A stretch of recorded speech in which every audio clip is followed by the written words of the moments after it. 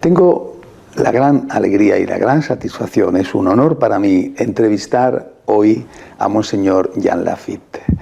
Él es todavía secretario del Pontificio Consejo para la Familia y ha sido nombrado recientemente por el Papa Francisco prelado de la Orden de Malta. Es uno de los grandes expertos del mundo en espiritualidad y en teología de la familia. Con motivo de la próxima celebración del Sínodo de los Obispos, que se centrará sobre ese tema, ha accedido a contestar algunas preguntas sobre la familia. Yo le voy a preguntar en español, pero él va a responder en francés y así es más asequible para los miles de espectadores de lengua francesa. Monseñor Lafitte, muchísimas gracias por esta entrevista. Merci à vous. Je parle français. Monseñor, ¿cómo afecta a la familia la equiparación de ella con la unión gay? Je pense que mettre sur le même plan une union gay avec le mariage tel que toutes les lois humaines, toute la tradition chrétienne, mais aussi d'autres confessions a conçu le mariage, c'est-à-dire une union stable entre un homme et une femme, en vue de créer une famille, je pense que le mettre sur le même plan, c'est un abus. Un abus qui est une injustice, je pense, vis-à-vis des familles, je ne veux pas dire classiques parce qu'on pourrait mal interpréter, mais vis-à-vis des familles au sens normal du terme, naturel du terme, c'est-à-dire cette union entre l'homme et la femme. Pourquoi une injustice ? Eh bien parce que la société a toujours reconnu la valeur de cette union entre un homme et une femme, au point qu'elle a désiré faire aussi un acte juridique solennel.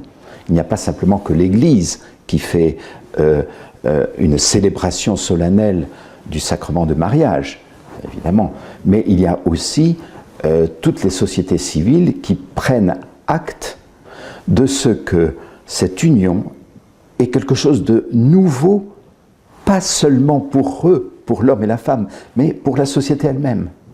C'est-à-dire qu'ils sont, à partir du moment où ils sont mariés, ce couple est considéré comme tel par la société. C'est-à-dire que la société, en d'autres termes, prend acte qu'à partir de maintenant, il existe monsieur et madame un tel, monsieur un tel, madame une telle, et que cette union doit être respectée par la société. À tel point que les enfants qui vont naître de cette union vont porter le nom ou du père ou de la mère selon les législations, et que, évidemment, cette union, cette famille qui va se créer, va accomplir un certain nombre de tâches, de devoirs, qu'elle est seule à pouvoir faire, c'est-à-dire l'accueil du tout petit enfant, le fait de le faire grandir, de l'élever dans les toutes premières années, de le socialiser petit à petit, c'est-à-dire que l'enfant va aller ensuite à l'école, mais il va rentrer chez lui le soir, il va bénéficier d'une vie familiale chaleureuse, d'un foyer, de frères et sœurs. Ensuite, il va grandir, il va recevoir dans sa famille des valeurs fondamentales. Et ainsi, sans que la société fasse énormément, elle fait bien sûr, elle assure l'éducation dans les lycées, les collèges et après les universités, mais on peut dire que l'enfant, du moment de la conception jusqu'au moment où il devient autonome, un adulte indépendant, autonome, qui peut subvenir tout seul à ses besoins, eh bien, on peut dire que ce sont les parents et c'est la famille qui va se charger de toutes ces tâches pendant 14, 16, 18, 20 ans. C'est énorme. Ce sont des tâches, cela montre la subsidiarité et cela montre que la famille est vraiment un élément fondamental et essentiel au cœur de la société. Elle est même un fondement de la société parce que l'union familiale précède l'autorité de l'État. Alors évidemment, l'État a prévu d'aider les familles dans toutes les législations, vous avez des dispositions en faveur des familles, le crédit pour l'éducation, l'aide aux familles défavorisées, etc. Parce que l'État a conscience, ou avait conscience, que cette famille faisait des tâches utiles à la société. Elle commençait à socialiser un enfant qui, quand il devient adulte, devient capable d'intégrer de façon responsable la société. Au contraire, une union gay ne remplit aucune tâche. D'abord, la tâche essentielle du renouvellement de la population, l'union gay, par nature, n'est pas capable de le faire. Donc, si il y a des enfants qui sont confiés à la charge de ces personnes gays unies entre elles, c'est par un procédé qui n'est plus la naissance naturelle d'un homme et d'une femme, mais qui est, par exemple, qui peut être le processus artificiel du recours à soit à une fécondation artificielle, soit à la grossesse pour autrui, la GPA, des mères porteuses, etc. Et donc on a quelque chose qui complexifie le rapport entre les enfants à venir, qui seront élevés par 2 hommes ou par 2 femmes, mais de ces 2 hommes et de ces 2 femmes, au moins l'un n'est pas le père, et au moins l'une, dans le cas de 2 femmes, n'est pas la mère. Parfois même, aucun des 2 n'est le père. Parfois même, aucune des 2 femmes n'est la mère. Donc, que réalise cette union gay pour la société? Elle donne des éléments d'éducation, des éléments d'affectivité, d'affection, mais ces éléments ne sont pas structurellement fondateurs. Ils ne peuvent pas structurer pleinement l'enfant dans son développement psychophysique et psychologique en particulier. Et voilà donc la grande différence. Et en équiparant ces 2 unions, l'union conjugale entre un homme et une femme et l'union entre 2 personnes gays, eh bien, non seulement on accomplit, si vous voulez, une injustice vis-à-vis des mariages, enfin des unions conjugales, mais aussi c'est une injustice par rapport à des enfants qui deviennent l'objet d'un désir particulier de 2 personnes qui désirent un enfant comme ça, mais qui n'est pas nécessairement leur enfant. Donc on a véritablement, je pense, un très grave problème qui touche à l'éthique sociale, à la philosophie du droit aussi, et au droit matrimonial et de façon plus ample à l'anthropologie. Et alors, que dire évidemment de l'aspect chrétien? Là, évidemment, on touche à un autre problème, mais qui se rajoute encore, puisque une union gay ne peut pas plaire à Dieu. Mais là, nous entrons dans une autre dimension, évidemment. Donc voilà le danger, si vous voulez, d'équiparer les choses. Cela fait perdre aussi aux jeunes l'idée que le mariage peut appartenir au dessein de Dieu, et les gens vont voir le mariage comme la reconnaissance d'un droit personnel à l'affectivité. Donc si quelqu'un est attiré affectivement, sexuellement par une personne de même sexe, eh bien la personne va être portée à penser que, 1, c'est légitime, et 2, que c'est le devoir de l'État d'accompagner son affectivité. Monseñor, ¿cómo afecta a la familia, o cómo afectaría a la familia, la admisión a la comunión eucarística de los divorciados vueltos a casar? Alors là, évidemment, on touche à un problème qui est spécifiquement chrétien. Nous parlons des baptisés.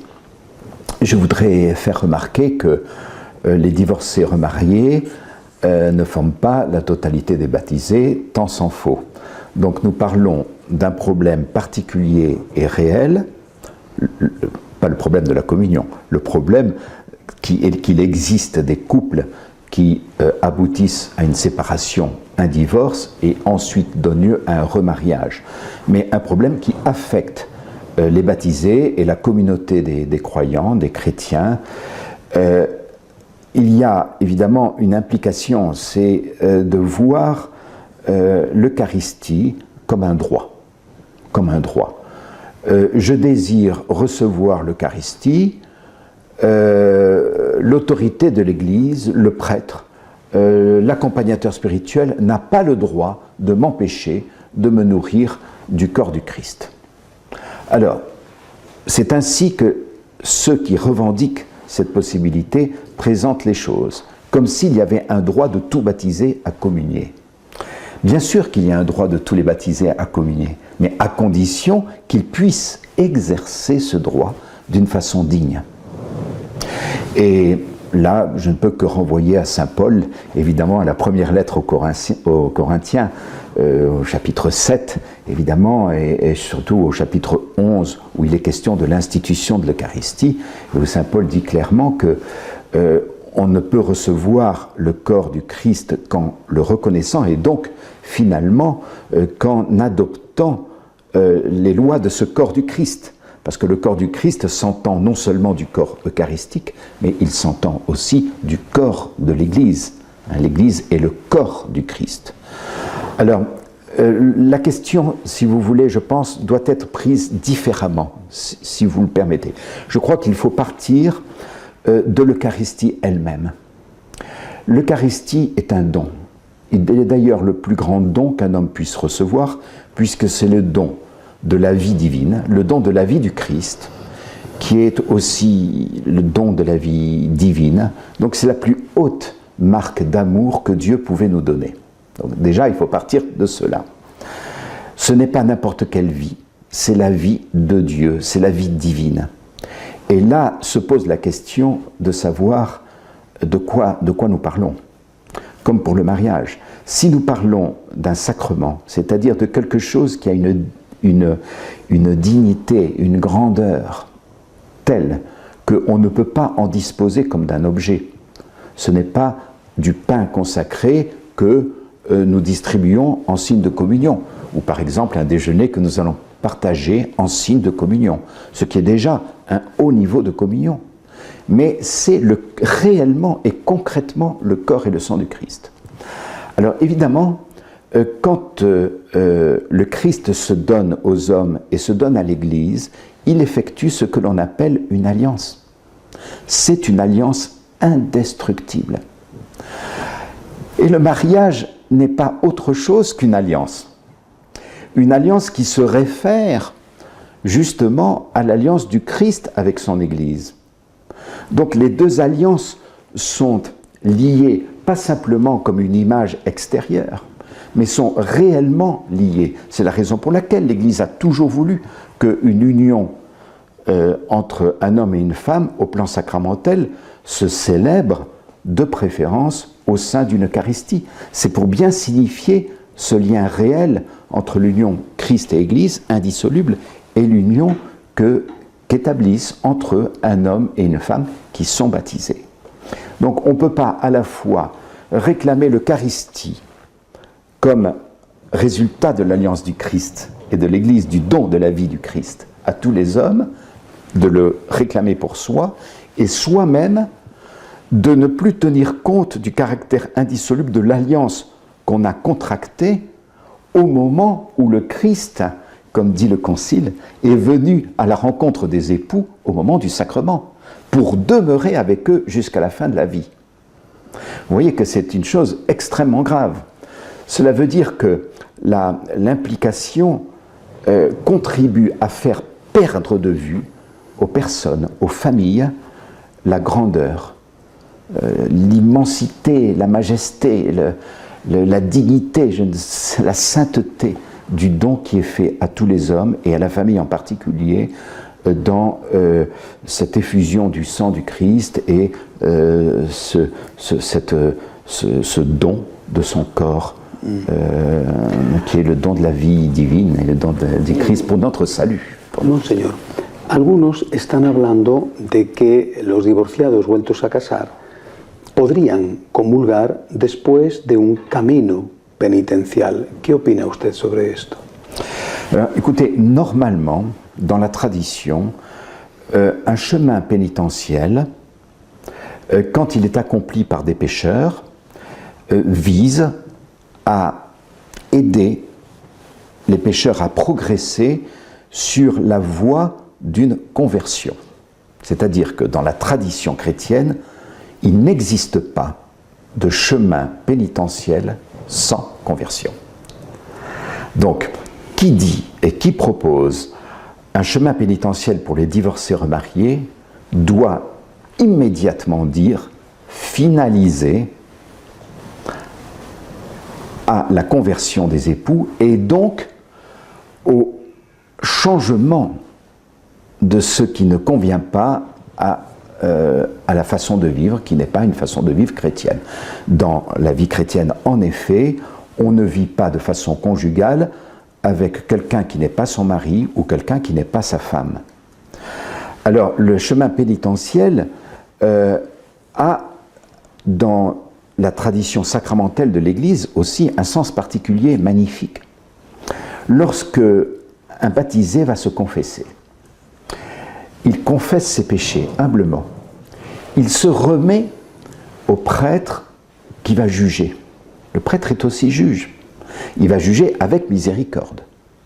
Mais il va juger, il va dire, c'est un péché, et le prêtre, avant de donner l'absolution, ou parfois après, va proposer une pénitence. Souvent, cette pénitence est symbolique. Mais la pénitence est plus importante pour des péchés qui sont très graves. Alors, lorsque le pénitent écoute le prêtre, il prend la résolution, d'une part de renoncer à son péché, et d'autre part de faire la réparation, la satisfaction, la pénitence que le prêtre, au nom du Christ, que le Christ à travers le prêtre, que le prêtre in persona Christi, lui a demandé d'accomplir. Alors, quand le pénitent, qui a été pardonné par l'absolution, quand ce pénitent va faire sa pénitence, c'est déjà un homme justifié, un homme pardonné, qui a renoncé à son péché, qui a été pardonné de son péché, et qui maintenant, à cause de son désir de réparer, de faire pénitence, va s'unir aux souffrances du Christ. Ça va être une satisfaction, parce que les mérites ne sont pas les mérites du pénitent. Je vous ai déjà dit que la pénitence, elle est souvent symbolique. Mais en faisant cela, parce que c'est un homme pardonné, il s'unit au mérite du Christ. Et donc, sa pénitence devient méritoire dans la communion des saints. Ça n'est pas un mérite moral, ça n'est pas un mérite de devoir volontariste. Alors, si maintenant on propose aux divorcés remariés une pénitence avant de recevoir un pardon sacramentel, oui, mais à condition de préciser que ce parcours doit viser à un changement de vie, ce que l'on appelle une conversion, changer de voie pour se tourner vers une autre voie, c'est-à-dire se faire une aversion du péché, enfin sortir pour se convertir, aller vers un autre chemin et aller évidemment vers une façon de vivre qui ne soit pas une offense non seulement à Dieu parce que c'est un péché, mais une offense à l'époux qui a été abandonné de façon précédente parfois, le véritable époux ou la véritable épouse, et aussi une offense à l'institution même du mariage qui est quand même une institution divine. Ça n'est pas une institution humaine, c'est une institution divine. Por lo tanto, sería posible el camino penitencial siempre y cuando se llegue a la continencia, a la castidad de la pareja antes de la comunión. Oui, oui. Je pense que il ne peut pas y avoir de communion donnée à quelqu'un qui n'a pas pris dans son cœur la ferme résolution de mettre fin, de s'éloigner d'un type de vie uxore modo, comme on dit, de façon conjugale, avec quelqu'un qui n'est pas son époux ou son épouse. Alors, bien sûr, entre la prudence des pasteurs, l'accompagnement, la direction spirituelle, il y a des gens qui sont fermement décidés à changer de vie, mais qui voient qu'ils ne sont pas encore prêts. Tout cela mérite d'être accompagné pastoralement, et je pense que c'est très important qu'il y ait un synode pastoral pour examiner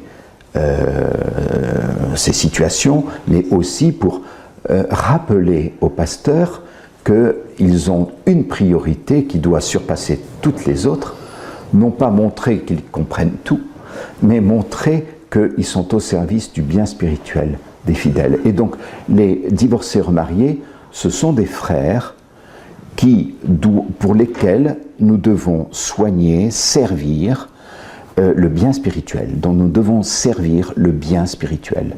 Et le bien spirituel, pour eux, exige que leur façon de vivre cesse d'être contradictoire avec ce que le Christ veut pour ses enfants, pour ses fils. ¿Es posible para un sínodo o para un papa aprobar algo contrario a lo que ha aprobado los papas, los concilios anteriores, a lo que ha aprobado la Iglesia anteriormente? Dans ce que les papes ont approuvé, il y a différents types d'affirmations et de vérités. Et certaines vérités appartiennent au dépôt de la foi ou au dépôt d'une doctrine, comme dit le terme technique, définitive et tenenda, c'est-à-dire d'une doctrine que le pape, comme successeur de Pierre, a établie comme devant être pour toujours respectée. Alors, parmi les déclarations dogmatiques, sacramentaires, etc., il y a bien sûr quelque chose qui n'est même pas une loi ecclésiastique, mais qui est une loi divine, et c'est le caractère indissoluble de l'union conjugale. Donc là, aucun pape ne peut, aucun saint, aucun pape, aucun ange du ciel, comme dirait saint Paul, qui viendrait nous trouver, ne peut dire que le mariage n'est pas indissoluble, Il y a autour de l'institution du mariage et autour de la vie chrétienne des baptisés qui sont mariés, il y a un certain nombre d'aspects et d'éléments qui sont d'ordre disciplinaire, ou des vérités qui sont affirmées par l'Église et par des papes successifs et qui entrent dans ce qu'on appelle la discipline sacramentelle, discipline qui, comme d'ailleurs l'a très très bien remarqué le cardinal De Paolis, discipline qui comprend aussi des choses qui sont liées à la loi de Dieu. Par exemple, les commandements ce n'est pas la doctrine de l'Église, mais les commandements appartiennent, c'est la loi révélée, c'est la loi de Dieu. Ils ont été révélés par Dieu et ils appartiennent donc ils sont du ressort, si vous voulez, de l'enseignement divin et de la révélation. Et donc, ce qu'enseignent ces commandements doivent être respectés parce qu'on ne peut pas les contredire. Aucun pape n'aurait la possibilité de dire le 6e commandement va être aménagé et on va donner une définition de ce qu'est l'adultère. Non. Les commandements ont été donnés par Dieu sous une forme, elle a été soumise à l'étude et aussi à l'examen canonique des Écritures, à la transmission du patrimoine chrétien dans la tradition, les pères et le magistère de l'Église. Eh bien, on n'adapte pas les commandements de Dieu. On voit l'interprétation biblique et on les a reçus parce que l'Église nous les a transmis. Mais il y a des choses qui peuvent être effectivement des choses de discipline qui n'engagent pas de façon absolue l'infaillibilité d'une déclaration. Et là, cela dépend évidemment de l'objet. De façon générale, je pense qu'il n'est pas sage de partir du fait que des papes ont pu dire des choses dans le passé qui ne sont pas vraies aujourd'hui. Ça me paraît quelque chose qui n'est pas très sage et pas très prudent. Au plan prudentiel, il y a un vrai problème. Mais effectivement, il pouvait y avoir des lois qui autorisaient, par exemple, des gens à se mutiler pour devenir des contre-ténors dans des chœurs célestes pour la liturgie divine. Des grands moralistes justifiaient cela jusqu'à... Vous trouvez cela par exemple dans saint Alphonse de Ligorie, c'est un exemple. Et là, effectivement, les choses changent et ont changé, et c'est évident. Mais ces choses-là, d'abord, sont peu nombreuses, et quand il s'agit de la discipline du mariage, il faut faire très attention, parce qu'on a quelque chose qui touche de très près, d'abord qui est une révélation divine, ensuite qui a été soumise pendant des siècles et des siècles au discernement de l'Église. Imaginez par exemple que pour les divorcés remariés, l'Église n'a pas attendu aujourd'hui pour se poser la question. Il y a des textes qui sont très importants. Il y a même des textes qui ont été émis par la Congrégation pour la doctrine de la foi, soumis à l'approbation d'un pontife, en l'occurrence Saint Jean-Paul II par exemple, la pastorale des divorcés remariés. Bon. Ces textes n'ont pas une autorité équivalente à une encyclique, mais ils appartiennent quand même à l'exercice d'un magistère, et donc il est très imprudent, à mon avis, de ne pas en tenir compte. Qu'on puisse formuler différemment des choses dans ce qui n'est pas de doctrine révélée et définie, oui.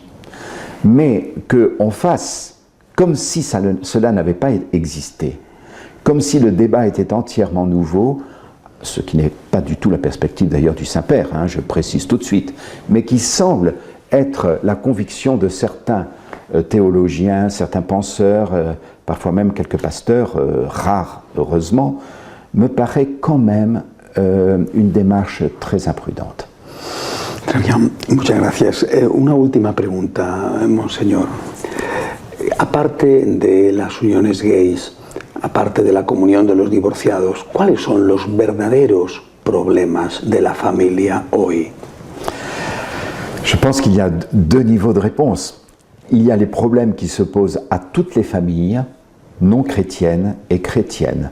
C'est un mérite d'avoir voulu faire un synode pastoral, je pense, en rappelant qu'il y a des problèmes qui se posent à tous. C'est vrai, c'est vrai.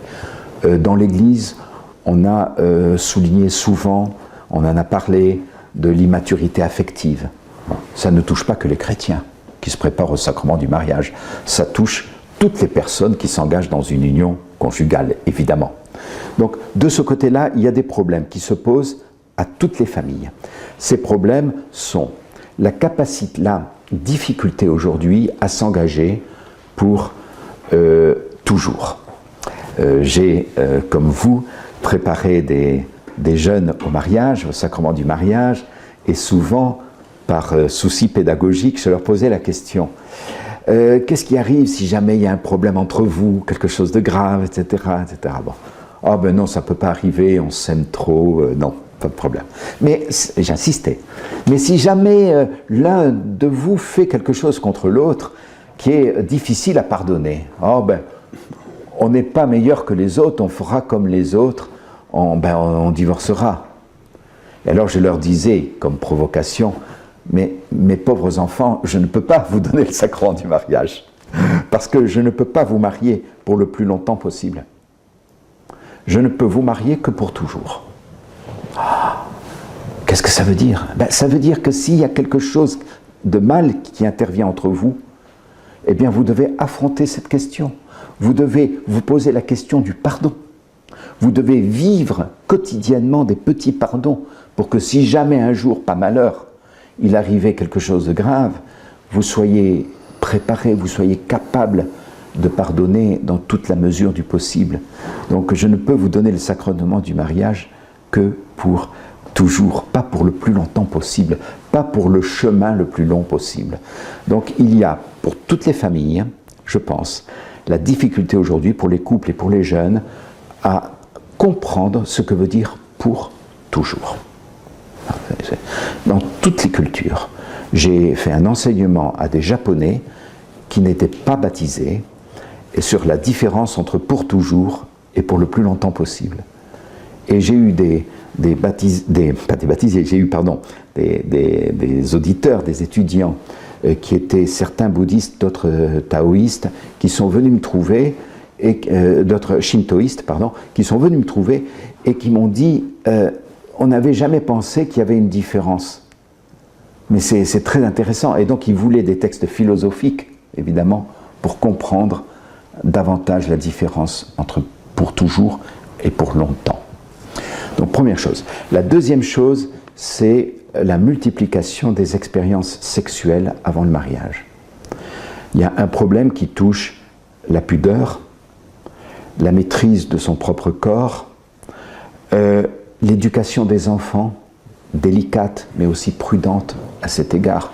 Quand vous mettez dans la chambre d'un enfant de 12 ans ou 13 ans un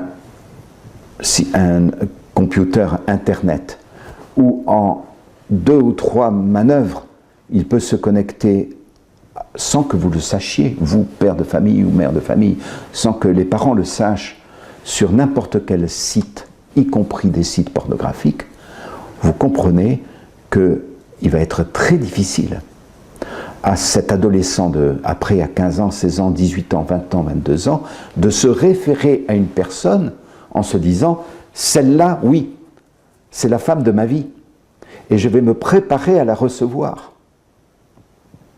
Donc vous aurez une multiplication des expériences de cohabitation juvéniles qui viendront du fait que depuis l'âge de 12-13 ans, une personne n'aura jamais connu le moindre effort, le moindre cadre pour grandir, avec les luttes qui sont celles de tous les hommes évidemment et de toutes les femmes, mais de grandir dans une maîtrise de soi et ce que l'on appelle une croissance affective de la personne. Donc c'est le deuxième problème pour tous les couples. Bon. Ensuite, vous avez le problème des familles recomposées, divorcées, et là, la difficulté pour des enfants à se percevoir comme fils et enfants de l'amour d'un homme et d'une femme précise, qui sont unis pour toujours.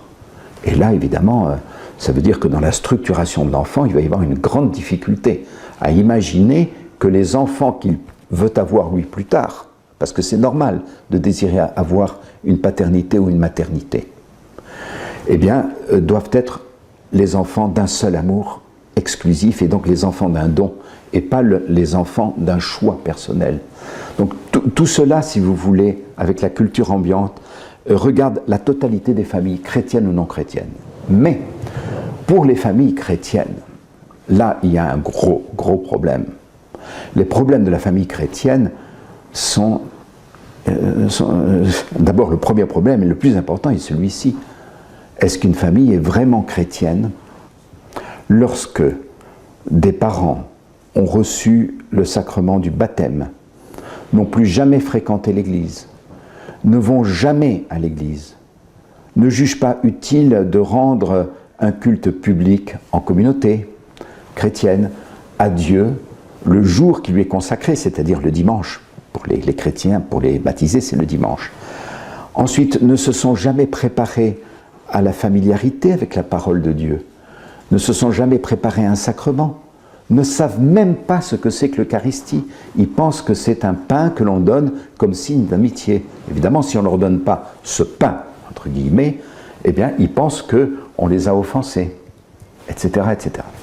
Donc, quand vous voyez que dans des pays européens, 95, 96, 97% des baptisés ne vont pas à la messe le dimanche, vous voyez le premier et le fondamental problème qui se pose aux baptisés. De quoi parlons-nous quand nous parlons du mariage et de l'Eucharistie?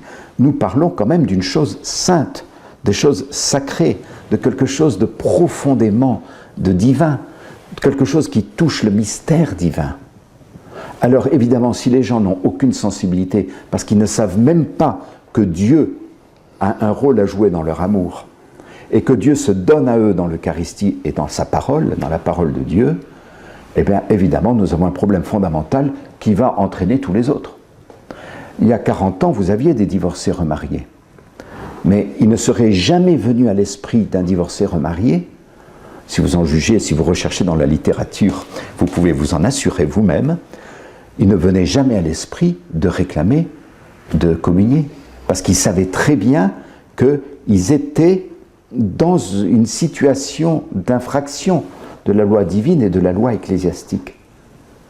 Alors, si aujourd'hui, un certain nombre pas tous, heureusement, mais un certain nombre de divorcés remariés réclament comme un dû, comme un droit, le fait de communier, c'est parce qu'ils ont perdu, malheureusement, mais pas seulement eux, tous les autres aussi, ils ont perdu l'idée de la sainteté de ce qu'est le corps du Christ que l'on reçoit. D'ailleurs, si nous tous, nous avions cette sensibilité, nous hésiterions tous les jours à recevoir le corps du Christ. Nous nous poserions la question. Il ne faut pas tomber dans le scrupule, mais il faut quand même bien se rendre compte qu'il y a une injustice aussi de la communauté chrétienne, dans la communauté chrétienne plutôt, lorsque dans une messe le dimanche, vous voyez tout le monde communier, sauf 10 personnes ou 15 personnes qui sont justement les divorcés remariés qui aiment tellement le Seigneur qu'ils vont quand même à la messe assister à l'Eucharistie le dimanche. Bon. Alors là, tout le monde va communier, y compris ceux qui sont en état de péché. Lorsque vous voyez que dans un pays que je ne veux pas nommer, mais de l'Europe, on a un grand nombre de prêtres, et là je ne veux pas donner le chiffre non plus, mais c'est plus de 50% qui ne se confessent pas régulièrement, comment voulez-vous que ces pasteurs proposent aux fidèles la possibilité de se réconcilier avec Dieu? Vous voyez, tout se tient. Hein, comment recevons-nous et percevons-nous l'Eucharistie? Comment nous préparons-nous à la recevoir? Est-ce que, comme encourage saint Paul, nous faisons un examen de conscience pour voir s'il y a quelque chose qui fait vraiment un obstacle? S'il y a quelque chose qui ferait vraiment un obstacle, il faut l'apporter au Christ, dans le sacrement. Le Christ ne va pas nous tuer parce que nous venons lui demander son pardon. Mais si nous ne le faisons jamais, alors nous pensons que le fait de se remarier, c'est pas grave. Certains vous disent, ben non, moi j'ai été abandonné, donc je me remarie, c'est tout à fait normal. Alors derrière cela, et c'est aussi un autre élément de la réponse à votre question, il y a cette idée que des personnes ne peuvent pas vivre un temps de continence en dehors d'un charisme spécial, qui serait le charisme de la chasteté, comme ont par exemple les religieux. Mais pas du tout. On voit très bien dans la vie commune qu'il y a des couples, l'un devient malade, l'autre peut avoir une maladie contagieuse, il peut y avoir un accident très grave qui empêche l'union conjugale de se faire pendant un long temps d'hospitalisation, par exemple, parfois même de façon presque définitive. Bon. Est-ce que personne ne parle de ces gens qui souffrent? Alors pourquoi voudrait-on dire qu'il est hors de portée de personnes qui le souhaitent, qui le désirent, pas pour faire un exploit sportif, mais pour essayer de s'approcher du Christ dans son Eucharistie, de renoncer pour le temps où l'Église le décide, le temps par exemple qu'un mariage précédent soit déclaré nul s'il a été nul, donc il faut un temps. Eh bien pourquoi voulez-vous que ces gens puissent percevoir que la chose est possible? Mais il y a des gens qui ont été abandonnés, qui ont été trahis dans leur union sacramentelle et qui sont restés fidèles à la première union. Pourquoi ne parlons-nous pas de ces gens-là? Est-ce que ces gens-là sont des fous? Est-ce que ces gens-là n'ont pas de sensibilité? Est-ce qu'ils n'ont pas de désir de s'unir sexuellement quand ils sont encore jeunes ou qu'ils ont encore les forces de le faire? Non. Il faut rendre hommage, il faut rendre honneur aux gens qui ont été fidèles à un premier époux, une première épouse, même quand ils ont été eux-mêmes victimes, et qui ont aussi été fidèles au sacrement reçu et à l'institution du mariage. Donc je dirais, si vous voulez, que là, il y a, pour le baptisé, il y a des problèmes aujourd'hui qui touchent la pratique religieuse fondamentale, l'enseignement et la transmission de la foi. Des parents qui ne pratiquent pas génèrent des enfants qui ne pratiquent pas, et ces enfants de deuxième génération ne feront pas baptiser nécessairement leurs enfants. Donc en 2 générations, vous avez la fabrication, si je puis dire, pardonnez-moi le terme, vous avez la fabrication de païens. Vous imaginez? Vous imaginez? Vous avez des parents qui pratiquent. Ils ont des enfants qui cessent de pratiquer, mais qui se marient à l'église. Ils ont des enfants, ils ne transmettent pas la foi. Les enfants ne se marient pas à l'église, ils ne font pas baptiser leurs enfants. Les enfants, ensuite, eh bien, sont des païens. Ce sont des cas que nous rencontrons à des dizaines de milliers d'exemplaires dans les pays européens et les pays occidentaux. Vous voyez, donc il y a véritablement à entrer dans une démarche mystagogique, aussi une démarche de foi, voir ce qui nous a été transmis. Nous sommes baptisés, qu'est-ce que ça veut dire? Nous avons reçu une culture chrétienne pour certains d'entre nous, peut-être les plus âgés. Est-ce que nous l'avons transmise dans notre famille? Est-ce que nous avons été les témoins dans notre vie de notre baptême? C'est aussi un problème. Et donc il y a toute cette... et puis après il y a évidemment la question ecclésiastique, mais je n'entrerai pas dans cette question parce qu'elle serait trop vaste, évidemment. Merci bien, monsieur. Je vous remercie. Muchísimas gracias. Merci à vous et de cet entretien. Monseñor Lafitte es un auténtico francés, tiene las ideas muy claras y las expresa perfectamente. Es como si estuviéramos escuchando a un sabio profesor, pero que además tiene la experiencia pastoral. Monseñor, rezamos, le pedimos a Dios, a la Santísima Virgen, por la familia. Muchísimas gracias. Gracias a usted. Dios le bendiga. Gracias a usted.